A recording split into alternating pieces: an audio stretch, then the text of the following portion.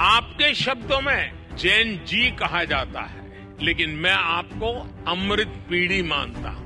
आप वो लोग हैं जिनकी ऊर्जा अमृत काल में देश को गति देगी। देश की युवा शक्ति न्यू इंडिया का आधार स्तंभ है और बीते 10 वर्षों में मोदी सरकार ने युवाओं को सशक्त करने में कोई कोर कसर नहीं छोड़ी है।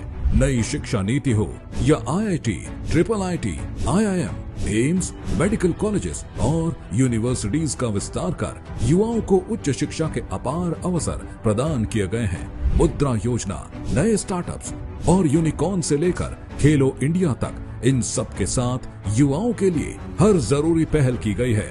नव भारत निर्माण में युवाओं की भागीदारी सुनिश्चित करने के लिए भाजपा है संकल्पित। मोदी सरकार ने सरकारी भर्ती परीक्षाओं में अनियमितता को रोकने के लिए सख्त कानून बनाया है, जिसे सख्ती से लागू करके युवाओं के भविष्य के साथ खिलवाड़ करने वालों को कड़ी सजा दी जाएगी।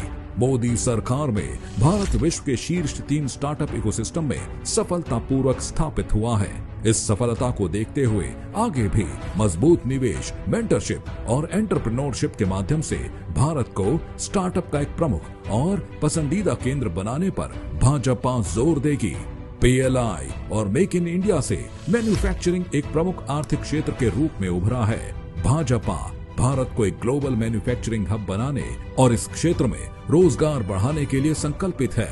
इनके अलावा भाजपा इंफ्रास्ट्रक्चर में निवेश से रोजगार के अवसर बनाने, हाई वैल्यू सर्विसेज के लिए ग्लोबल सेंटर स्थापित करने, उद्यमिता की भावना को बढ़ावा देने और पर्यटन में रोजगार के नए अवसर प्रदान करने की दिशा में भी काम करेगी।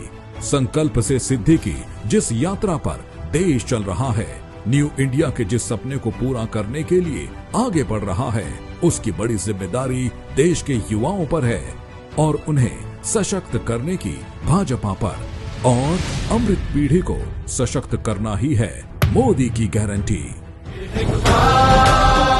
कमल का बटन दबाएं, भाजपा को जिताएं।